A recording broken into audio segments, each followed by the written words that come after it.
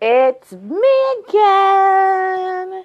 Second time in half an hour. Bam, coming at you. All right. So, my name is Elizabeth Maria Caraballo. I have a website called elizabethmariacaraballo.com, and I have a Facebook page called Elizabeth Maria Collections because it has all my jewelry and goodies on there. So, let's get right to it. I know it's late, but you know, they say about optimists, we like to pack it all in a day. How much more can we do? So today's medicine is dog. And dog is all about loyalty. Like, what else could dog be about? So, in the animal medicine cards that I use, I'm going to show you the book. I have this one. It's one of the older books because I've had mine forever. So it's by Jamie Sams and David Carson. Hey, Lauren. Mwah! All right, so in this book, they talk about dog, and they talk specific about loyalty. And I have one other book that another mentor had given me. This one is Animal Speak, and this guy is actually, this is pretty old publishing. I think I've had this one for about 16 years. But he goes through all different kinds of animals, and he kind of has a different take. He does a lot of animal behavior, and then he also gets into some of the more specific species of stuff. So that's really kind of interesting to me. Hey, Lauren!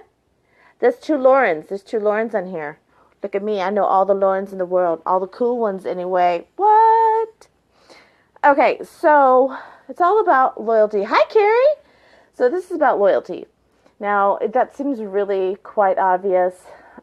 Everybody knows that, you know, a dog is a creature that is not only intensely loyal, but you can actually be very cruel to it, and it will continue to shower you with love and affection and do its very best to please you all the time.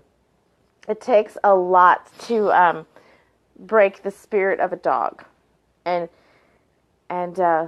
sometimes they're kind of talked down about that servitude, that level of relentless, unconditional service. So I'm choosing a specific route to go with this today because I speak a lot with women, and I speak a lot with people in general who are givers, who tend to really give and overgive, to the point of crisis for themselves, or just to the point of confusion where they're like, why isn't this working? And it's usually the upside down dog. So it would be like the overgiving, the over loyalty. What I love about this is they, of course, go into some of the history of dogs. Now, as far as native tribes all over all the different continents, most of them have some sort of domesticated canine. And that means they're going to come from the wolf and coyotes. So dogs have been around for millenniums, and they have always been valued companions, protectors. You know, they'll watch the babies while the mamas are in the field. They're going to give you the first indication of someone coming in that no one knows, you know. So there's a lot of protective elements. There's a lot of elements of self-sacrifice. A dog will put their life on the line to protect their owners. Oh, I see you, Lauren, because we're cool people. Yes, yes, you're very cool. So with this card, though, I'm going to ask a couple questions. These questions are from the book, and what I like about them is they talk about the loyalty within and the loyalty without. So this is the balance that we keep talking about. Last week we started with the armadillo, which was boundaries, and then we had a turkey, which was the giveaway. And so they're constantly accentuating both sides of the stick. Giving too much, withholding just enough. Giving too much, giving too little. Okay, let's find the balance. And everybody's different. We all have a different spectrum of strengths when it comes to the art of giving and receiving. So this book, though, has a few questions that I super, super love, and I'll try to put them in here on the comments later. Hey, Dasha! Mwah! I can't wait to see you. I got your message. So here are the 4 questions, okay? So I'm going to read the questions to you from the book, and I'm going to ask you to just kind of take a minute when you're reading them and just see what's the first thing. Don't overanalyze it. You know me, you can't get it wrong. Hey, Manish! I'll see you soon. See you in a couple weeks at the gym show. Okay, here's the 4 questions. You ready? 1. Have I recently forgotten that I owe my allegiance to my personal truth in life? That's a good question. Are you being super loyal to what is true and honest and valuable to you? And loyal means you do that thing, you do it well, you do it first, and you protect it from other things that might have it differently. 2, is it possible that gossip or opinions of others have jaded my loyalty to a certain friend or group? Now, that's a stirring question, right? Because, okay, let's just get to the basics. We all have family. We all have family we don't agree with. We all have family we don't agree with, and we talk about it with the family that we do agree with, right? Right? We all have that one friend in the group that's always driving everybody crazy. That was me. I was the friend that drove everybody crazy. They're like, what is Liz doing? They're like, I don't know. Who knows? Hopefully she's still alive. They love me, but sometimes their commiserating made them feel like, are we being loyal to the right crazy lady? Okay, so the second one had to do with that gossiping. And that's just not gossiping like falseness. It's just kind of complaining and accentuating the worst about a person and then feeling shaky about your results and the loyalty within that friendship. Just kind of is corroding that. Okay, the third question. Have I denied or ignored someone who's trying to be my loyal friend? That is a very good question. And that can also be a very challenging reality to face. There are some people in this world that will try to pursue friendship with you that you don't necessarily need to be friends with, correct? I think so. And there are those people that are trying to pursue a friendship with you that somehow they trigger you. Something is weird. They're not necessarily bad or doing anything wrong. There's just something about them that's keeping you kind of distant.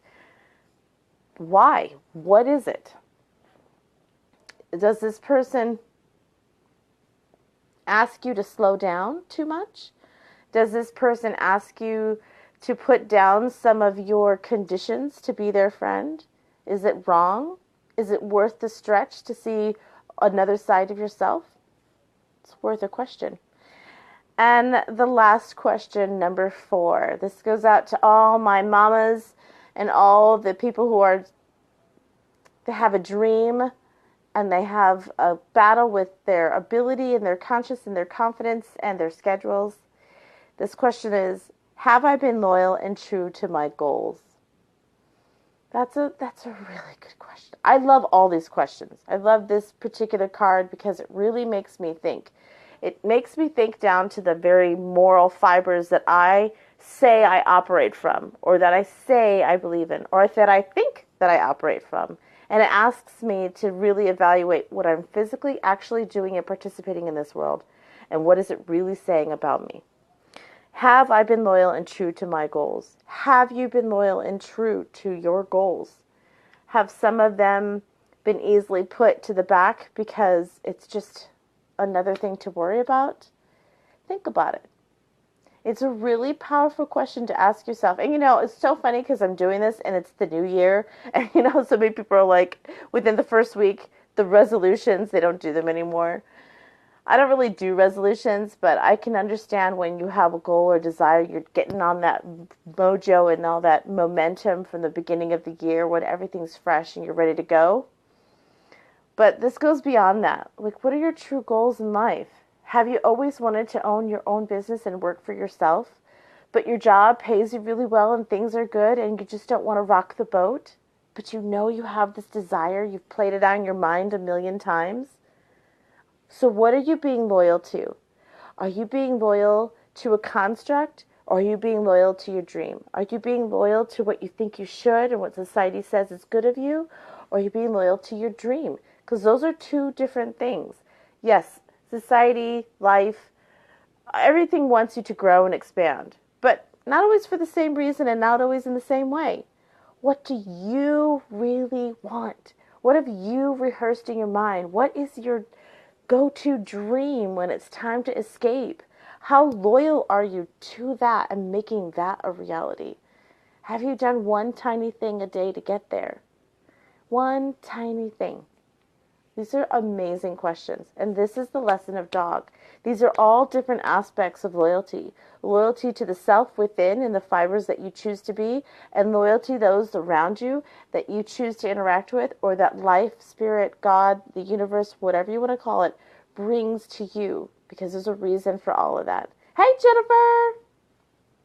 Okay, so that is the lesson of dog. There's a lot of loyalty. There's some beautiful questions.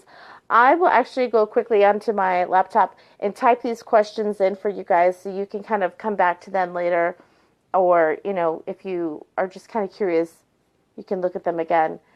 Thank you so much. Oh, and there is also a couple more minutes until I post the winner. So if you're not subscribed to my website, pop on there real quick. It's elizabethmariagarabayo.com. I'll put the link below. And there's a little pop-up or a subscribe button at the bottom. And it puts you in the running for the necklace. Woo! Oh, it's pausing? Dang it, I'm sorry. I'll post some of the stuff down below. Okay? All right, y'all. Have a great day. I'll see you tomorrow.